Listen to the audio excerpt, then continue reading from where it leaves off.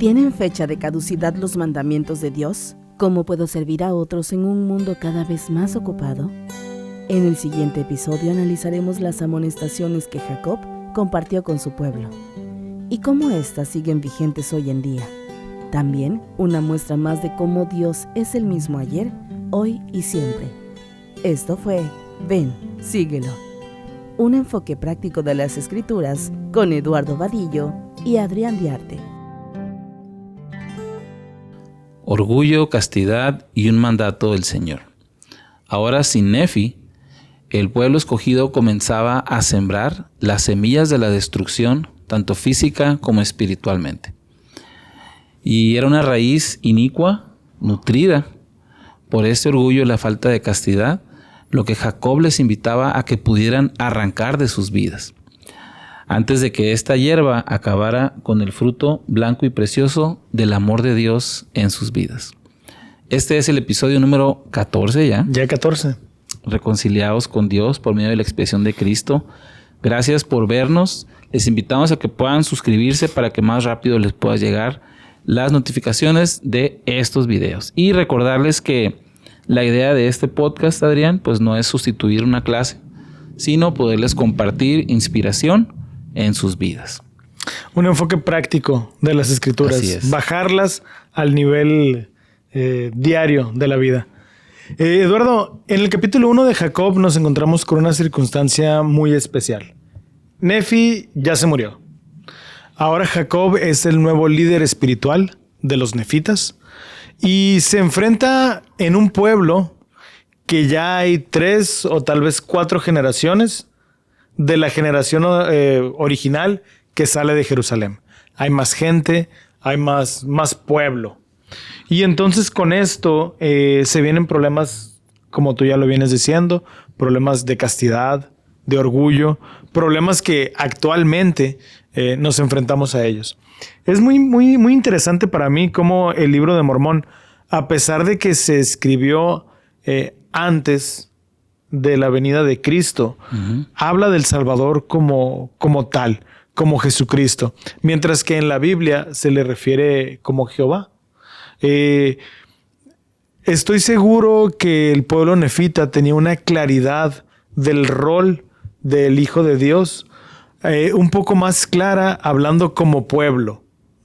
Seguramente los profetas judíos tenían bien claro quién era quién, pero el pueblo nefita entendía quién era Cristo y entendía que tenía que vivir la ley de Moisés en preparación a la venida de Cristo.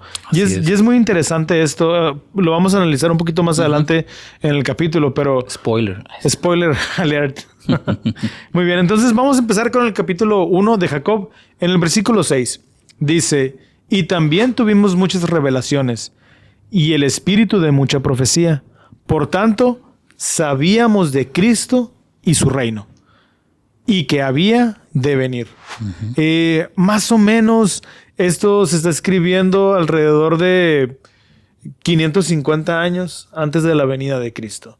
Y ya le llaman el Cristo. Versículo 7 dice: por lo que trabajamos diligentemente entre los de nuestro pueblo, a fin de persuadirlos a venir a Cristo y a participar de la bondad de Dios, para que entraran en su reposo.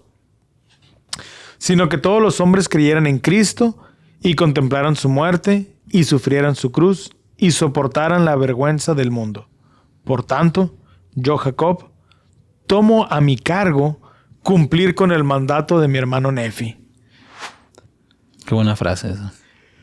Es muy interesante cómo él siente la responsabilidad divina, pero también una responsabilidad terrenal.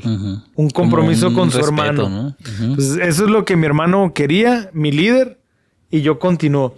Qué importante es, Eduardo, que nosotros como líderes sigamos el ejemplo de Nefi y les demos a las nuevas generaciones, a los jóvenes, ese sentimiento de necesito continuar con esto. Me llama mucho la atención que los nuevos programas de la juventud, ellos son los encargados de dirigir, ellos son los encargados de dar las asignaciones. Y todo esto porque los jóvenes son los líderes, ya son los líderes ellos. No son los del mañana, son los del presente. Son los del presente, exactamente. Entonces, muy seguramente esos jóvenes podrán decir lo mismo que Jacob. Siento una responsabilidad divina, pero también me han enseñado esto desde joven y ahora lo tengo que seguir haciendo. ¿Ok? Entonces, Jacob puede hablarle al pueblo con toda claridad, pero también con toda autoridad. ¿Ok?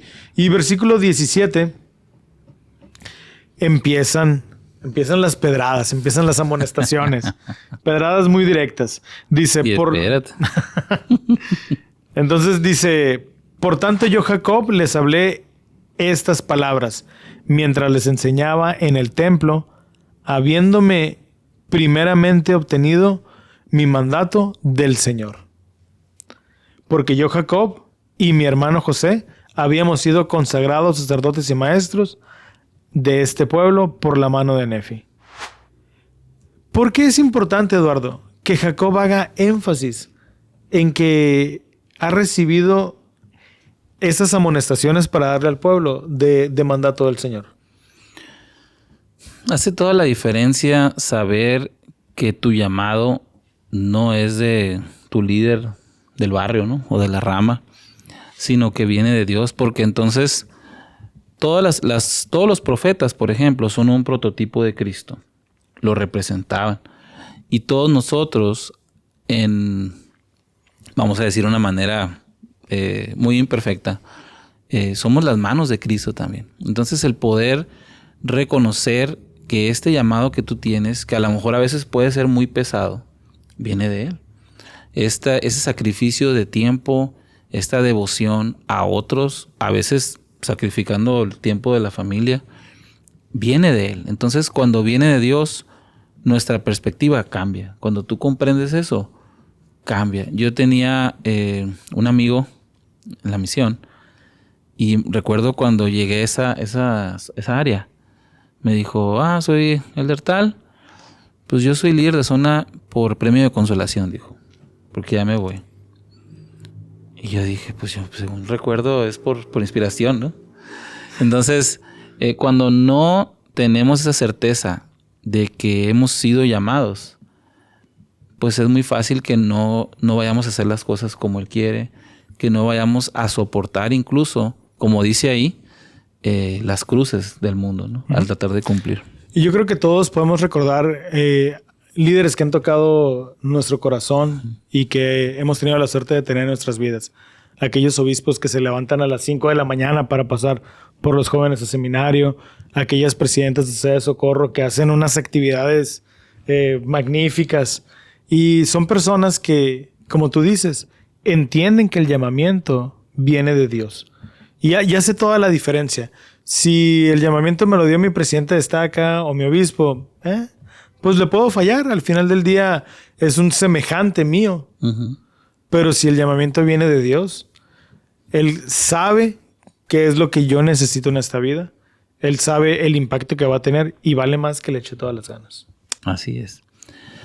Y bueno, el versículo 19 menciona una palabra que se escucha mucho, pero a veces como que no nos detenemos a ver qué es. Y dice, y magnificamos nuestro oficio ante el Señor, tomando sobre nosotros la responsabilidad, como tú decías, trayendo sobre nuestra propia cabeza los pecados del pueblo, si no les enseñábamos la palabra de Dios con toda diligencia, para que trabajando con todas nuestras fuerzas, su sangre no manchara nuestros vestidos. Entonces la pregunta aquí, Adrián, para ti es, ¿qué significa o cómo magnificamos un llamamiento? Es una excelente pregunta. Yo creo que magnificar un llamamiento, primeramente, es saber cuáles son las responsabilidades que tiene. Después, para poder magnificarlo, es preguntarnos qué haría Cristo con esa responsabilidad. Y el tercer paso es hacer todo lo que esté en nuestro alcance por poder hacer lo que haría Cristo. Teniendo en cuenta que toda la honra, toda la gloria y todos los buenos comentarios y todo que se derive de ese trabajo deben de ser para Dios. Uh-huh. Porque es muy, muy padre organizar una actividad muy bonita y que todos te digan, felicidades, te quedó muy bien, y entonces te llenas de orgullo. Ujú. Pero entonces estamos magnificando nuestro llamamiento. ¿Para quién estamos trabajando? Entonces, cuando nosotros damos todo lo que está en nuestro alcance con la mira de agradar a Dios, de alguna manera milagrosa, también aplica la ley de la gracia, en donde nuestro esfuerzo a lo mejor llegó a 40 de 100 y por alguna extraña razón las demás personas piensan que la calificación que se merece es un 100. Ujú. Porque la gracia de Cristo así funciona. Damos nuestra mejor versión y Él completa el resto. Así es. A mí me recuerda mucho la parábola de los talentos, ¿no? ¿Qué haces con ese dinero que te dio el Señor, no? Ya vamos a entrar en tus terrenos otra vez, pero básicamente es eso, ¿no? Y bueno, la otra parte de este material de Ven Sígueme es Jacob 2 y se llama Dios se deleita en la castidad. Y esta me encantó, fíjate que ahí en Ven Sígueme vienen 3 preguntas acerca de este tema, pero yo las voy a resumir en una. ¿Cuáles son las consecuencias, las bendiciones y el propósito de la ley de castidad? Y estas 3 preguntas se pueden aplicar a todos los principios y todos los mandamientos. Y una vez que nos damos cuenta que es algo secuencial o progresivo, debemos de pensar en cuál de estos pasos me estoy enfocando. Yo creo que también, perdón Eduardo, la madurez espiritual que vas teniendo te va llevando de uno a otro, porque muchas veces obedecemos los mandamientos por miedo a las consecuencias. Cuando maduramos espiritualmente, ya las obedecemos porque queremos esas bendiciones. Ya no estamos enfocados en qué nos va a pasar si no, pero nos enfocamos en qué nos va a pasar si sí. Uh-huh. Y cuando estamos en ese proceso de esperar las bendiciones y disfrutar las bendiciones, entendemos el propósito. Y cuando ya lo entendemos verdaderamente, disfrutamos de obedecer los mandamientos. Exactamente. Ese ya es donde deberíamos estar en todos los llamamientos, los mandamientos, ¿no? Ese debería ser el paso ideal, ¿no? Un nivel celestial en la obediencia de los mandamientos. No, pues ya, mejor dicho, imposible. Celeste, terrestre y celestial. Oye, sí es cierto, ¿no? Hasta quedan ahí los 3. Muy bien. Ahora, en este caso, Jacob, con mucha, pues yo digo como con mucho pudor o con mucha incomodidad, tal vez, como lo menciona él, empieza a hablar acerca de la ley de castidad, como diciendo, ya sé que ustedes vienen para agarrar pilas, pero pues ahí les va, ¿no? Porque el Señor se lo mandó. Y hay que recordar que la ley de castidad es el tener relaciones sexuales entre hombre y mujer cuando están legítima y legalmente casados. Y una vez casados, pues tener total fidelidad el uno al otro. Y este tema es el que Jacob empieza a explicar y a desarrollar. Ahora vamos a hacer un análisis, Adrián, de estas 3 preguntas. Ayúdanos tú con cuáles serían algunas de las consecuencias y bendiciones de obedecer esta ley de castidad, y yo voy a compartir acerca del propósito, ¿no? Muy bien.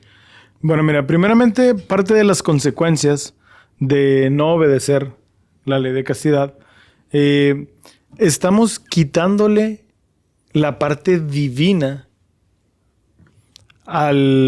pues precisamente al mismo acto, ¿no?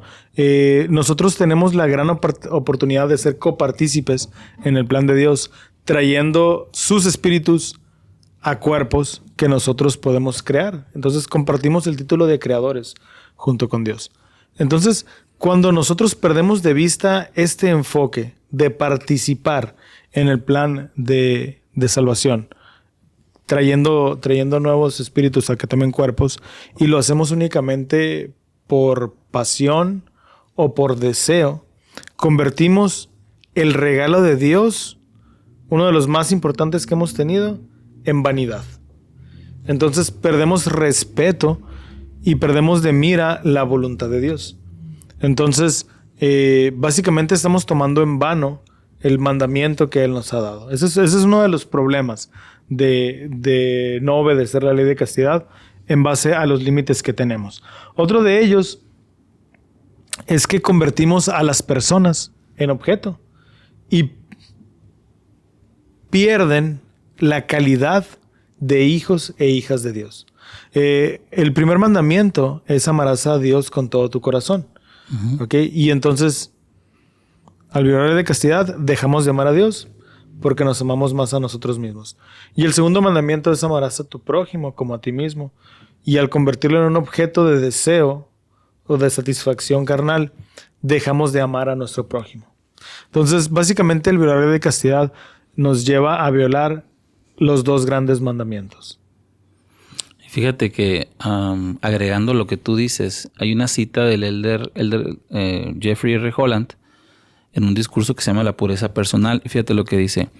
Dice, esta unión total, este compromiso inquebrantable entre un hombre y una mujer, solo se obtiene por medio de la proximidad y la permanencia que proporciona el convenio matrimonial, con promesas solemnes y la consagración de todo lo que poseen, el corazón y la mente mismos, todos sus días y todos sus sueños. Y entonces me recuerda mucho lo que dice un psiquiatra muy famoso canadiense que dice, no puedes simular un compromiso. Hablando de, por ejemplo, decir, pues yo quiero vivir con alguien a ver si funciona, ¿no? Entonces, tú no puedes simular un compromiso, o lo tienes o no lo tienes, ¿no? Uh-huh. Y una de las tácticas de Satanás es que es un falsificador. Muchas cosas que él nos enseña se parecen a la verdad, pero siempre es una copia barata de lo que debería de ser. Entonces, es una manera de poder entender bien este principio, ¿no? Algo que Satanás trata de hacer es llamarle a lo bueno malo y a lo malo bueno. Y nuevamente, el poder tener relaciones con tu pareja legítima y legalmente casados para cumplir con el plan de Dios puede traerte uno de los sentimientos más maravillosos del mundo. Recuerdo a mi hermano Carlo, que él nos platicaba que su presidente de misión, cuando tenía la reunión con los misioneros, invitándolos a que obedecieran esos mandamientos, les decía, Élderes, es que es algo tan bello, pero tan bello, pero tan bello. Y entonces ya en tono de broma ellos decían, pues audiencia equivocada, ¿no? Pero realmente el poder obedecer este mandamiento dentro de sus límites te trae una de las mayores felicidades. Porque nuevamente estás tomando un rol celestial. ¿Y qué es lo que hace Satanás? Lo pone como algo mundano, algo carnal, que destruye completamente su propósito divino. Entonces, eso es cuando obedecemos por las consecuencias. A lo mejor voy a obedecer la ley porque no quiero que mi novia salga embarazada. Decías ahorita cuando platicábamos. O voy a obedecer la ley porque no quiero enfermarme con una enfermedad de transmisión sexual. Tengo miedo a las consecuencias y por eso me detengo. Bueno, qué bueno que te detienes, pero vamos a ver el siguiente nivel. Cuando obedecemos por recibir las bendiciones. Y bueno, ¿qué bendición puedo recibir por obedecer la ley de castidad? Una de ellas es que aprendemos a refrenar pasiones. Nuestro cuerpo está lleno de hormonas, este cuerpo está lleno de reacciones químicas y después de cierta edad el cuerpo está diseñado para empezar a tener relaciones. Así es. Entonces, esos sentimientos en sí no son malos, ¿no? ¿Es correcto? El tener los sentimientos no está mal. El no saber controlarlos. Exacto. Cuando tú aprendes a dominar ese tipo de pasiones, estás listo para controlar prácticamente cualquier pasión, cualquier pensamiento que vengan a tu mente. Entonces, si tú aprendes a dominar la ley de castidad, va a ser muchísimo más fácil aprender a dominar la palabra de sabiduría. Va a ser mucho más fácil poder aprender a obedecer la ley del diezmo. Porque estás aprendiendo a refrenarte a ti mismo. El ayuno. Y entonces es muy importante poder entrenarte. Esto es un entrenamiento que te va a ayudar para lo demás. Dice un libro que se llama El arte de la guerra, que cada gota de sudor en el campo de entrenamiento te salva de una gota de sangre en el campo de guerra. ¿Okay? Entonces, si nosotros desde solteros aprendemos a obedecer la ley de castidad, va a ser muchísimo más fácil controlarnos y dominar la ley de castidad una vez casados en el campo de guerra. Así es. Y vaya que puede ser una guerra, ¿no? Con todo lo que hay. Otro de las cosas más importantes que nos puede traer es la bendición de obedecer la ley de castidad. Es que nuestros matrimonios se convierten en un símbolo de amor. El matrimonio es una relación difícil que requiere mucho esfuerzo y buena voluntad de ambas partes. Y un saludo para mi esposa. Pero bueno, imagínate de repente vivir con una persona que ha sido criada en otra familia y requiere mucho sacrificio de las dos partes. Pero cuando tú obedeces la ley de castidad en el matrimonio, el poder tener relaciones con tu esposa siempre va a traer más paz, más tranquilidad y va a traer un espíritu de bendición. Al estar guardando los mandamientos de Dios, cosas maravillosas pasan. Entonces, esa es una de las bendiciones que podemos recibir al obedecer la ley de castidad, que estamos logrando tener el prototipo de familia que Dios quiere que tengamos. Así es. Y creo yo que cuando uno, por ejemplo, sale en citas, cuando tú tienes en mente la ley de castidad, por ejemplo, empiezas, en vez de enfocarte en lo que tú quieres, en el egoísmo, empiezas a preparar, si el matrimonio es como una tormenta, pues empiezas a preparar ese refugio, ¿no? El mío no, Entonces, dejas eso a un lado y te enfocas en lo más importante. A mí me gustaba mucho algo que dice el elder Bruce C. Hafen, que dice, amigos primero, enamorados después. Y hay un cierto progreso y ciertas áreas que deben de desarrollarse primero. Por ejemplo, que pueda haber una conexión emocional. Es decir, que podamos conocernos, que pueda haber una conexión espiritual, saber a dónde vamos. Y entonces, ya que tengamos eso bien definido y bien listo, el siguiente paso, pues sí, va a ser una conexión íntima, ¿no? Pero eso ya está reservado cuando ya lograste la base o los cimientos, ¿no? Entonces, el propósito de la ley de castidad es prepararnos. Me gustó mucho lo que dijo un autor, es prepararnos para un matrimonio celestial con un romance terrenal.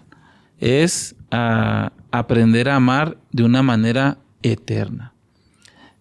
Porque cuando yo logro hacer a un lado mis deseos solamente, mi egoísmo, doy paso y doy cabida a un amor que dura para siempre. Así es.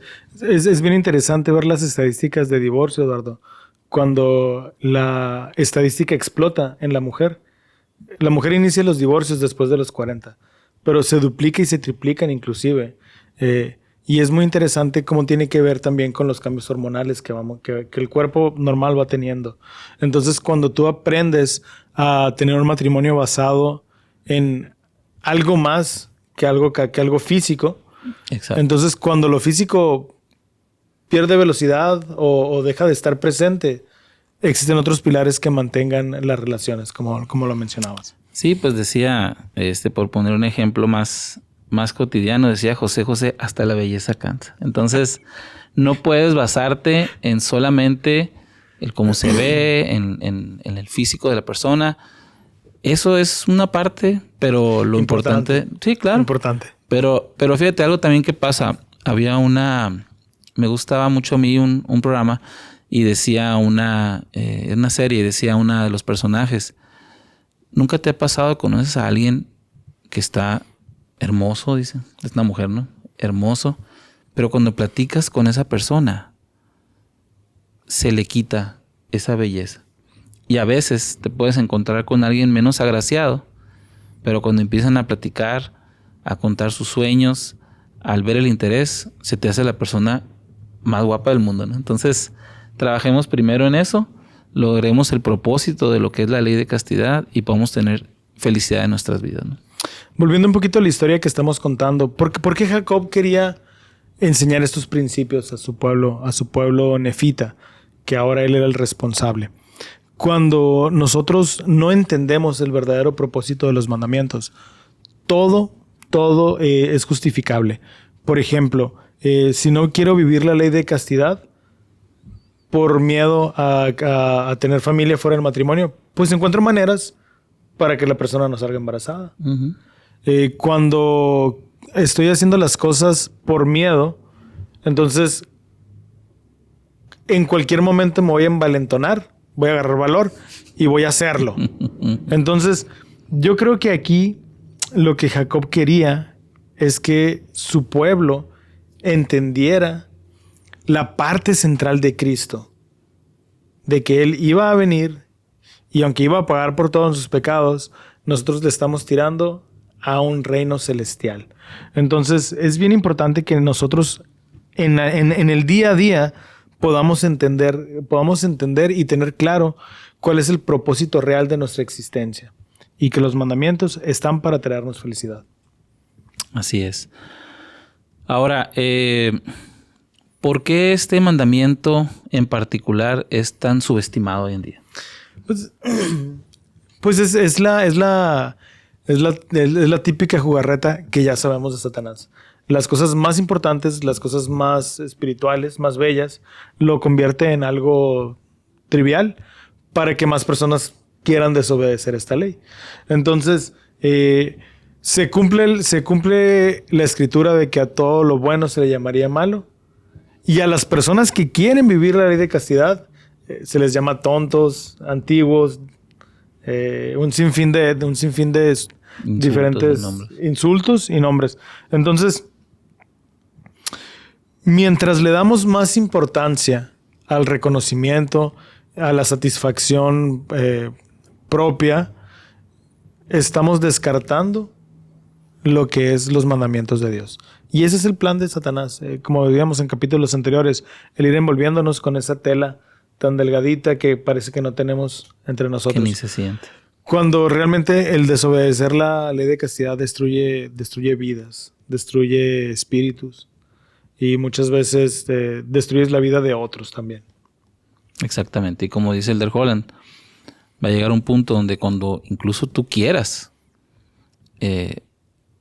sentar cabeza con esa persona especial, ya no puedes, ¿no? Pues tienes ese riesgo también. Y bueno, vamos a pasar entonces a otro tema, que es puedo reconciliarme con Dios a través de la expiación de Jesucristo.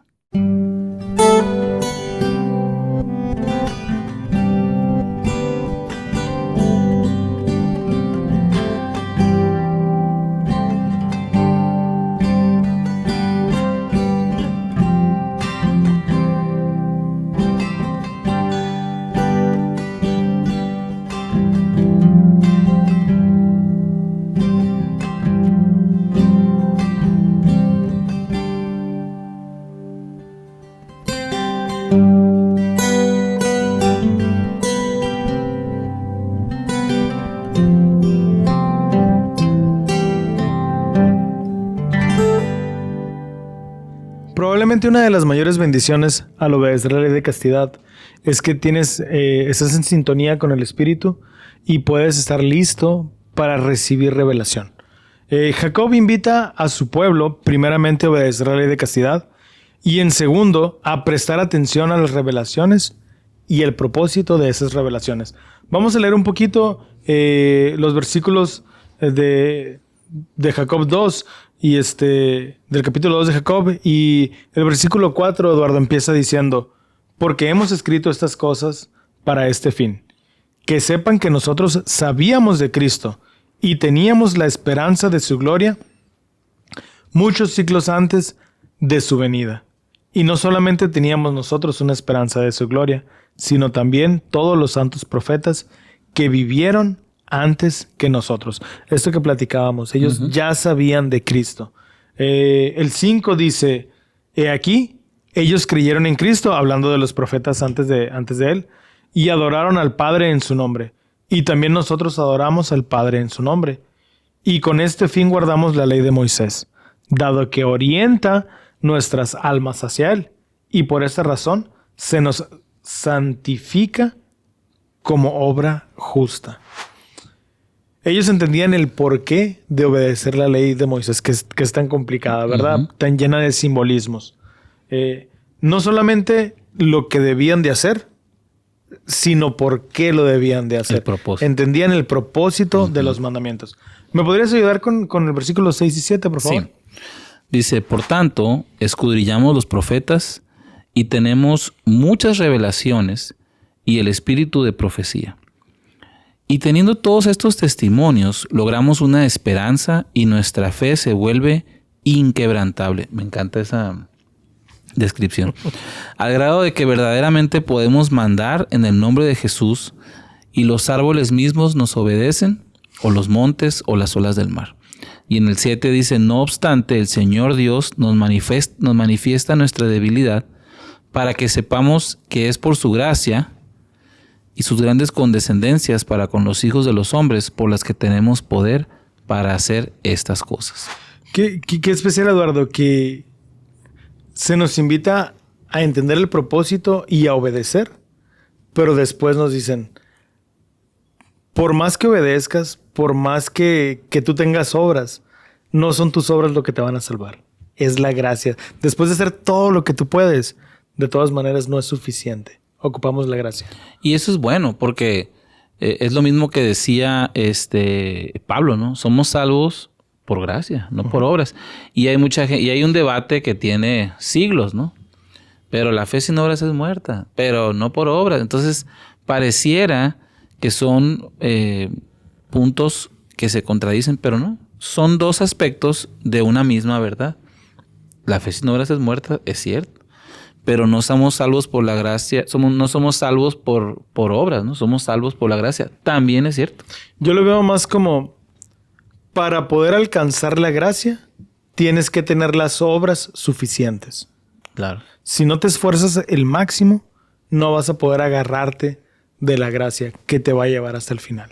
Así es. Entonces, perdón. No, sí, y es y es un recordatorio. Ahorita lo vimos cuando dijo también a Jacob, todo al final, Adrián, es por la gracia de Cristo. Y eso es algo que es un tema incluso que deberíamos de estudiar más, porque vamos a aprender que la gracia no solamente es un empujoncito, ¿no? Es un decir, como cuando uno está niño, ¿no? Y quiero comprar esto y trabajé y nomás junté 40 pesos y vale 200 y tu papá, bueno, pues ahí te van 160, ¿no? La gracia es un poder habilitador que te ayuda a hacer más. Ahorita mencionabas tú, cuando es algo de 40 y parecía de 100, pues la gracia te ayuda a que para la próxima ya no sea 40, ya sea 50. Y poco a poco tú puedas hacer más. Y siempre recuerdas, como dice Jacob, que es por gracia de Él. Y es que pensamos que la gracia va a llegar únicamente hasta el día del juicio, cuando en realidad la gracia puede estar presente todos los días. ¿Cuánto te esforzaste hoy para ser más paciente con tus hijos? Pues me esforcé lo máximo. Entonces, y aguanté gracias por la gracia. Entonces, mañana voy a poder ser más paciente y ocupar menos gracia. No tenemos que esperarnos hasta morirnos y estar en el juicio para aprovechar esa gracia. Y eso, fíjate que hay un libro del Elder Hafen que se llama Un corazón quebrantado. Y él pone un ejemplo muy padre. Dice, a veces pensamos que la gracia es Jesucristo en la meta diciendo, vamos, ya vas a llegar. Ya te faltan unos pasos. Ya iba uno diciendo todo moribundo. Pero la gracia, dice, el verdadero ejemplo sería saber que Jesucristo está desde la salida, corriendo contigo y en la meta final. O sea, es una compañía constante si nosotros tratamos de esforzarnos, ¿no? Y eso es todavía un mayor consuelo, ¿no? Así es. Y en el versículo 10 me gusta mucho el consejo que Jacob nos da, sobre todo en la ley de castidad, porque empieza diciendo, por tanto, hermanos, no procuréis aconsejar a Dios, aconsejar al Señor. Y parece que la creatividad se aflora en la mente de las personas cuando se trata de obedecer la ley de castidad. Y entonces empiezan los grandes debates entre la juventud o entre los adultos. Bueno, pero ¿hasta dónde puedo llegar? ¿Qué está permitido? ¿Qué no está permitido? Específicamente, ¿hasta dónde puedo llegar? Cuando la pregunta ni siquiera debería de existir. No debemos de aconsejar al Señor. Cuando son los mandamientos, debemos de obedecer por el propósito y no por la consecuencia. Y cuando yo empiezo a poner, querer fijar los límites, entonces me estoy yendo hasta dónde puedo estar sin tener una consecuencia. ¿Okay? Entonces, desde el momento en que empezamos a decir hasta dónde puedo, yo creo que es una alarma para tomar el consejo que Jacob nos da. Y creo que lo puedes ver tú muy fácil con el día de reposo. ¿Qué puedo ver? ¿Puedo ver un documental de animalitos o no puedo ver? ¿No? O sea, ¿puedo ver el Super Bowl? Entonces, saludos, ¿no? Saludos. Entonces, y si te fijas, tú que estás en este llamamiento del presidente de los jóvenes destaca, ¿no? Es el caso de Adrián. ¿Qué es lo que notaste para la fortaleza de la juventud que cambió?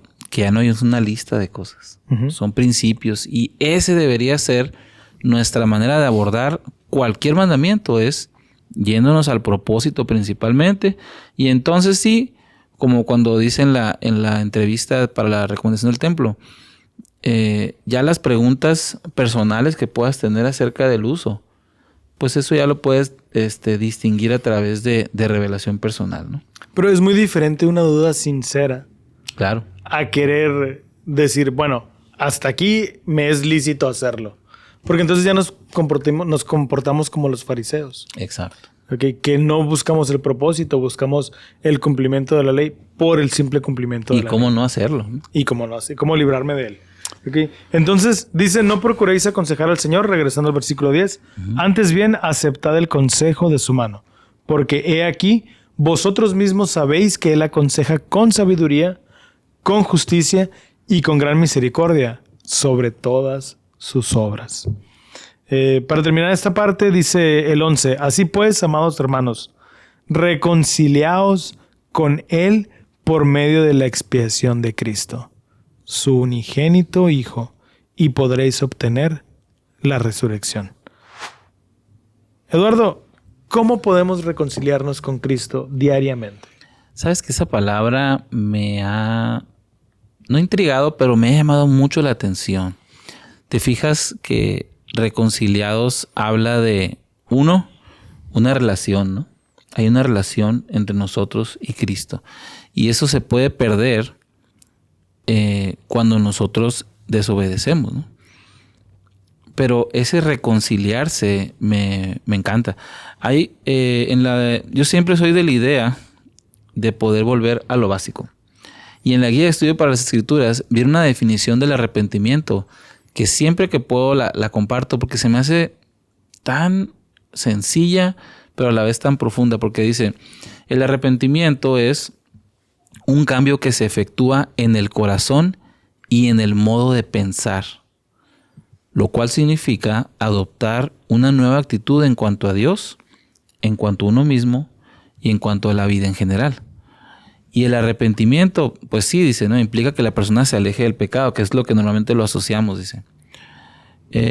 Pero el verdadero arrepentimiento nace del amor por el Señor y el deseo sincero de obedecer sus mandamientos. Eso sí me suena a una reconciliación. De decir, yo voy a tratar de hacer las cosas que tú me mandas porque yo sé que son correctas, porque confío en ti y porque entiendo el propósito por el cual nos las das, ¿no? Fíjate que la palabra reconciliación, a mí viene a mi mente el término de conciliar cuando hablamos en términos financieros y de contabilidad.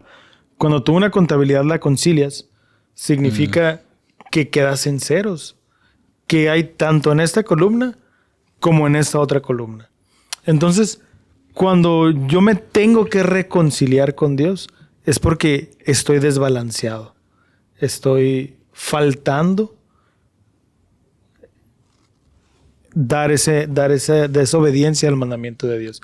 Entonces, cuando reconcilio, hago un análisis de mi situación, veo dónde me está faltando y lo balanceo y estoy en ceros otra vez. No le debo nada al Señor. Muchas veces Él va a borrar mágicamente de nuestra cuenta y va a ponernos los pesitos que nos faltan ahí, porque eso es la expiación. Pero nuevamente me pone en un estado óptimo para seguir, para continuar. Entonces, creo que el arrepentimiento es la clave, como tú dices, para que esa conciliación diaria suceda. ¿Ok? Entonces, pues básicamente hemos estado viendo la importancia de los mandamientos. ¿Por qué debo de obedecer los mandamientos? ¿Y cuáles son las bendiciones de obedecer por el propósito y no por miedo? O por querer tener muchas bendiciones. Por amor, ¿no? Entonces, Eduardo, si pudieras resumir en un consejo o en una reflexión este sentimiento que tiene Jacob al poder hablar a los nefitas de la importancia de la ley de castidad y de obedecer los mandamientos, ¿qué nos podrías decir? Creo que el realmente conocer los atributos de Cristo y del Padre Celestial te dan una mejor idea del por qué nos invita a mejorar nuestra vida de esta manera. Me gusta mucho no recuerdo exactamente si lo dijo Elder Maxwell o no, pero luego cuando se ve muy padre se las atribuimos, ¿no? Pero me gusta cuando dijo, muchas veces hablamos de salir de la presencia de nuestro Padre Celestial, venir a la tierra y luego regresar con Él. Y dice él, ¿y para qué salí desde el principio si voy a regresar? Entonces, pero dice, falta una palabra y es regresar transformados. Ahí sí tiene sentido entonces. Y yo creo que cuando aprendemos la voluntad del Señor y entendemos que lo que Él nos pide es por amor, porque quiere que nos transformemos para bien, entonces el obedecer los mandamientos empieza a volverse un deleite, aun cuando es difícil, y no una carga. Muy bien. Pues muchísimas gracias, Eduardo, por este análisis. Muchísimas gracias a todos ustedes por habernos escuchado. Les agradecemos mucho los comentarios que nos dejan cada vez que vemos un comentario nuevo. Nos mandamos ahí por mensajería, Eduardo y yo. Ya viste, ya comentaron esto, ya comentaron. Nos emociona mucho realmente ver estos comentarios y les agradecemos mucho el suscribirse al canal. Entre más personas se suscriban, nos ayuda a llegar a más personas todavía. Entonces, si te gustó este video, por favor, suscríbete a nuestro canal. Y Eduardo, pues nos vemos la próxima semana. Viene la alegoría del olivo, así que a prepararnos. Se viene bueno. Gracias. Muchísimas gracias. Hasta la próxima. ¿Por qué debo servir a otros si yo mismo necesito ayuda? ¿Cómo puedo defender mi fe cuando ésta es cuestionada? En el siguiente episodio veremos cómo el Señor emplea ejemplos prácticos para que comprendamos su plan y su obra. También veremos cómo las filosofías del mundo carecen de sustento a la luz de la verdad. Esto fue Ven, síguelo. Un enfoque práctico de las Escrituras con Eduardo Vadillo y Adrián Diarte.